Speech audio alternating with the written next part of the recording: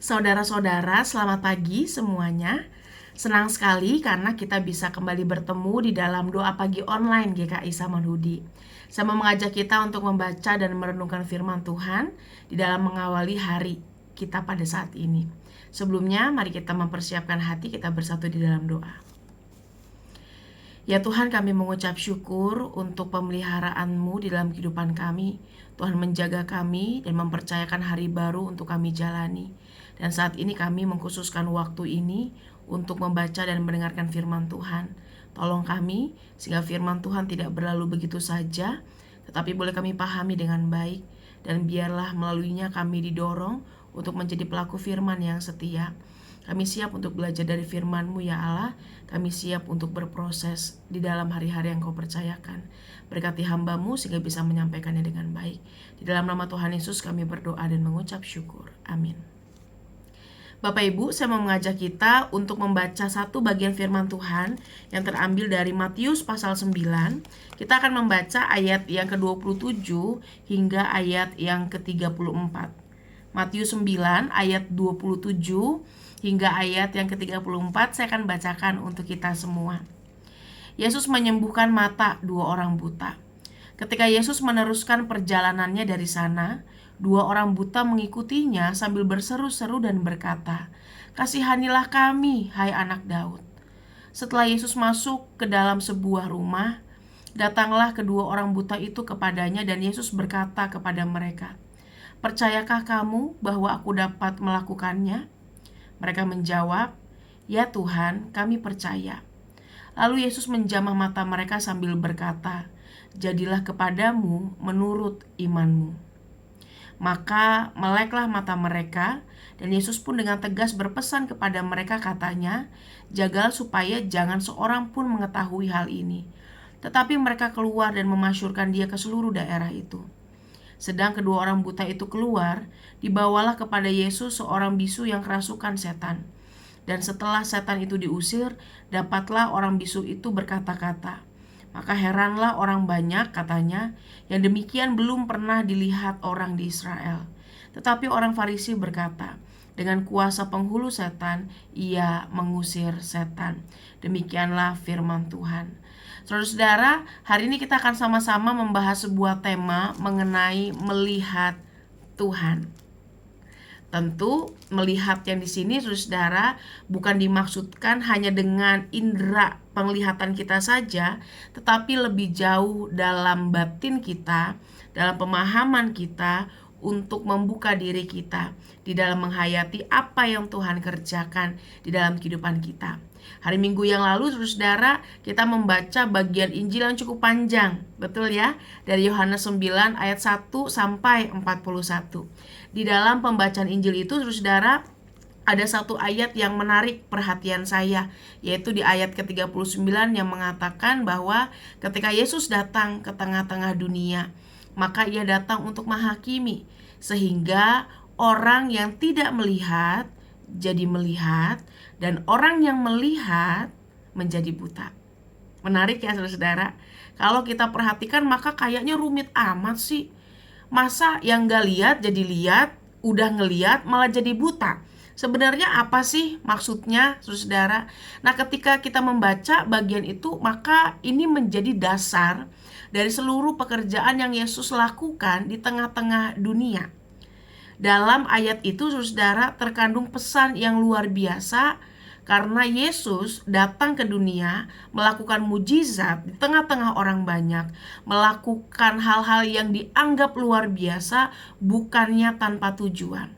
Tetapi memang itu dilakukan untuk memperkenalkan siapa itu Allah, untuk menegaskan identitas diri Yesus, untuk menunjukkan karya kasih Allah di dalam kehidupan setiap umat manusia.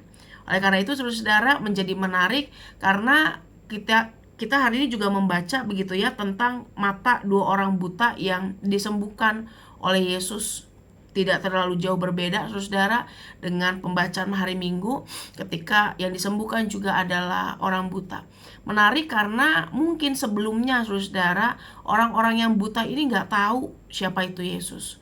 Orang yang buta ini memang tidak bisa melihat secara fisik. Tetapi ketika mereka mendengar apa yang Yesus lakukan, ketika mereka mengetahui dari apa yang orang lain katakan, ketika dalam keterbatasan mereka menyadari bahwa Yesus itu bukan orang biasa, di situ mereka mencari Tuhan. Mereka nggak lihat langsung loh saudara, tetapi mereka mendengar dalam segala keterbatasan mereka. Mereka berusaha memahami apa yang terjadi di sekitar mereka. Dan dalam keterbatasan itu, ketika mereka membuka diri mereka, sekalipun mereka tidak melihat, mereka pada akhirnya akan melihat. Karena kata melihat di sini, saudara, tidak hanya bicara tentang fisik, tetapi secara khusus adalah melihat dengan mata batin, memahami dengan iman, melihat secara khusus di dalam pemikiran yang kita nyatakan tentang sosok yang kita percaya. Jadi disitulah maksud Yesus ketika karya dan mujizat itu dilakukan, saat orang membuka dirinya, saat orang menerima Yesus, maka sekalipun sebelumnya ia tidak tahu, tidak melihat, sekalipun sebelumnya ia tidak mengenal, ia berada dalam keadaan buta, pada akhirnya ia akan bisa memahami siapa itu Tuhan melalui pekerjaan-pekerjaannya. Dan sebaliknya saudara, ketika ada orang-orang yang kayaknya tahu, kayaknya hebat, imannya udah cukup ya, ngelakuin semua ya yang diminta dan lain sebagainya, tetapi ketika mereka menutup hatinya dari Tuhan, maka mereka nggak lebih dari sekadar orang yang dalam tanda kutip buta dalam kebatinan mereka. Oleh karena itu saudara, pembacaan kita menarik karena menunjukkan bagaimana peristiwa disembuhkannya mata dua orang buta ini menjadi peristiwa yang menggemparkan banyak orang. Yesus berkata, udah gak usah ngomong-ngomong, tetapi kecintaan mereka yang besar ya, ketika mereka dipulihkan oleh Tuhan, ketika mereka melihat dan merasakan karya Tuhan, membuat mereka tidak bisa menyimpan hanya untuk diri mereka sendiri. Menarik ya saudara ya, ketika merasakan kasih Tuhan, merasakan karya Tuhan dalam kehidupan mereka, mereka tidak bisa menyimpannya hanya untuk diri sendiri, sekalipun Tuhan mengatakan jangan ngomong sama siapa-siapa. Tetapi apa yang menjadi respons mereka menunjukkan ungkapan sukacita yang luar biasa untuk apa yang Tuhan kerjakan di dalam kehidupannya. Oleh karena itu saudara, sebenarnya apa yang kita alami dalam tanda kutip tidak terlalu jauh berbeda dengan yang orang buta alami. Tuhan bukannya tidak berkarya di dalam kehidupan kita, Tuhan berkarya.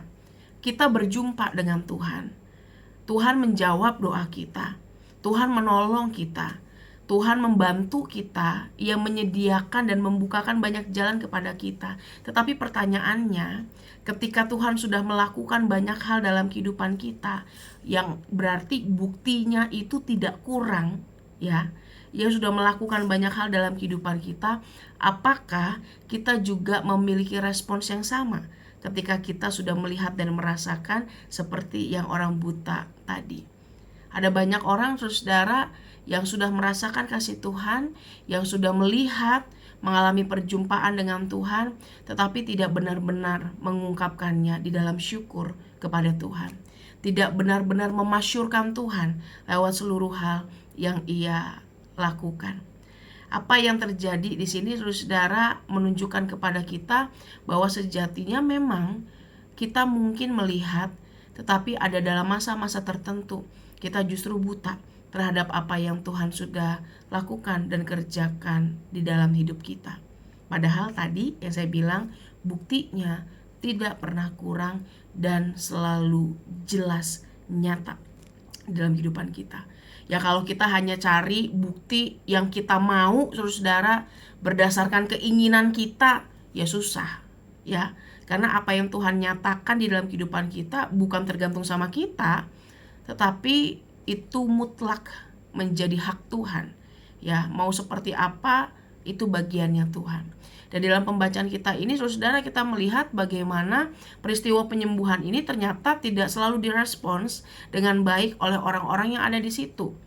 Saat Yesus menjadi orang yang dikenal oleh orang banyak, ada banyak orang datang kepada Yesus dan benar-benar terbukti mujizat itu nyata. Kalau yang tadinya sakit menjadi sembuh, saudara, yang buta jadi melek, yang tadinya bisu bisa ngomong, yang tadinya tuli bisa mendengar, dan lain sebagainya. Tetapi saudara, respons yang menarik ditunjukkan kepada orang-orang Farisi, karena mereka mengatakan bahwa apa yang dilakukan oleh Yesus itu berasal dari setan. Ya, dikatakan di ayat 34, dengan kuasa penghulu setan ia mengusir setan. Ini tuduhan yang sangat serius, saudara. Ya, kebutaan itu melekat dalam diri mereka. Karena apa? Mereka hanya berpegang pada apa yang mereka anggap benar. Mereka nggak peduli apa yang terjadi di depan mereka. Mereka nggak mau peduli ini mujizat maksudnya ngomong apa, tujuannya untuk apa. Mereka nggak peduli. Kebencian mereka, kepercayaan diri terhadap kebenaran yang mereka pegang membutakan mereka. Ya, karena saudara, biasanya memang orang-orang yang berasal dari Allah, dalam tanda kutip begitu ya, pasti akan selalu menunjukkan perbuatan-perbuatan besar. Itu sudah jelas sekali, saudara, nampak ketika dalam perjanjian lama orang-orang yang menjadi nabi Tuhan, yang menjadi hakim-hakim, pokoknya menjadi perantara Tuhan itu, saudara, pasti disertai dengan perbuatan luar biasa untuk menunjukkan bahwa memang mereka ini asalnya dari Tuhan. Dan apa yang dilakukan oleh Yesus ini jelas, saudara, menjadi hal yang tidak pernah dijumpai. Ya, kalau di ayat 33, yang demikian belum pernah dilihat orang Israel. Hal-hal yang dilakukan oleh Yesus ini adalah sesuatu yang luar biasa dan belum pernah terjadi. Dan pasti kalau dalam Yohanes mengutip, saudara, hal ini bisa terjadi karena memang asalnya dari Allah. Karena Allah tidak mendengar orang-orang yang berdosa, dalam tanda kutip. Ya, artinya orang-orang yang diutus Tuhan adalah orang-orang yang diperkenankan oleh Tuhan, adalah orang-orang yang benar di mata Tuhan. Oleh karena itu, saudara, mereka di dalam kebenarannya sendiri membuat mereka tidak bisa melihat Tuhan secara utuh. Mereka mungkin melihat secara fisik, tetapi batin mereka tidak terbuka untuk mengalami perjumpaan dengan Tuhan. Pikiran dan pengertian mereka tidak terbuka untuk menghayati dan melihat bagaimana Tuhan bekerja di dalam kehidupannya. Oleh karena itu, saudara, pembacaan pada hari ini mau menyadarkan kepada kita semua, mengingatkan kita bahwa kita juga perlu belajar untuk melihat Tuhan dalam seluruh hal yang Ia percayakan untuk kita jalani. Tuhan tidak hanya berkarya atau hadir dalam bentuk berkat atau hal-hal yang menyenangkan, saudara, tetapi bahkan di dalam kesulitan, di dalam duka yang kita alami, di dalam pergumulan yang kita rasakan, di dalam jalan-jalan yang kayaknya kok bikin mumet dan tertutup, di situ juga Tuhan turut bekerja dan mendatangkan kebaikan di dalam kehidupan kita. Masalahnya adalah kita bisa nggak merasakan bahwa itu asalnya dari Tuhan. Orang-orang yang terkoneksi oleh Tuhan, orang-orang yang terhubung kepada Tuhan, pasti akan selalu bisa menemukan benang merah dari setiap perjalanan yang ia jalani. Ia pasti akan bisa menemukan benang merah. Mengapa saya mengalami ini? Untuk apa saya merasakan hal itu? Oh, pada akhirnya ini toh yang mau Tuhan sampaikan. Kira-kira seperti itu, saudara. Dan benang merah itu gak datang dengan sendirinya, saudara. Itu merupakan hasil dari proses dan pengenalan kita kepada Tuhan. Ketika kita berelasi dekat dengan Tuhan, ketika kita sungguh-sungguh mengalami perjumpaan dengan Tuhan, ketika kita intim bersama dengan Tuhan, maka kita akan mengenal dan tahu betul cara-cara Tuhan bekerja di dalam kehidupan kita. Tuhan sudah melakukan banyak karya dalam kehidupan kita, maka jangan menutup mata kita, jangan menutup batin kita untuk bisa membuka diri dan percaya kepada Tuhan. Jangan sampai kita menjadi seperti orang-orang Farisi yang mempertanyakan Tuhan, yang menuduh Tuhan, yang menuntut Tuhan hanya karena segala sesuatu terjadi tidak sesuai dengan kebenarannya. Kan kadang-kadang gitu ya, saudara ya. Kita ngerasa kalau Tuhan ngelakuin sesuatu sama kita sering bertanya, kok Tuhan begini sih?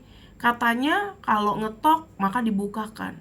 Iman sebesar biji sesawi bisa mindahin gunung. Ya, katanya kalau jadi anak Tuhan itu akan diberkati. Mana Tuhan? Kenapa mengalami hal ini? Terus kemudian kita marah sama Tuhan, kita meragukan Tuhan, kita menuntut Tuhan, kita mendesak Tuhan dengan keinginan kita. Lantas apa bedanya kita dengan orang-orang Farisi yang dibutakan oleh kebenarannya sendiri? Biarlah dalam proses yang ada, saudara, kita boleh ditolong untuk melihat Tuhan, bagaimana Tuhan bekerja di dalam kehidupan kita, bagaimana karyanya selalu baru setiap hari. Selamat berproses dengan baik, Tuhan menolong dan memampukan. Mari kita bersatu di dalam doa. Tuhan, mampukan kami untuk tidak sekadar menjadi orang Kristen, tetapi lebih jauh boleh melihat dan merasakan bagaimana Tuhan bekerja dalam kehidupan kami. Kami mau merendahkan hati kami mau membuka diri kami mau memiliki pengertian tentang bagaimana Engkau berkarya. Oleh karena itu, berilah kami hikmat, berilah kami topangan, sehingga dalam seluruh proses yang ada, kami bisa menjalankan bagian kami dengan baik. Tuhan karuniakan kami dengan kesehatan, dengan segala kebaikan yang ada, sehingga dalam hari-hari yang kami jalani, kami bisa terus juga menyatakan kemuliaan Tuhan lewat keberadaan diri kami. Kami mengucap syukur ya Allah, kami menyerahkan seluruh jalannya hari ini ke dalam tangan kasih Tuhan, biar Tuhan yang menopang. Di dalam nama Tuhan Yesus kami berdoa. Amin. Selamat menjalani hari, saudara-saudara. Tuhan Yesus berkati. Bagi Bapak Ibu yang memiliki pergumulan khusus dan ingin didoakan, bisa menghubungi rekan-rekan pendeta di nomor berikut.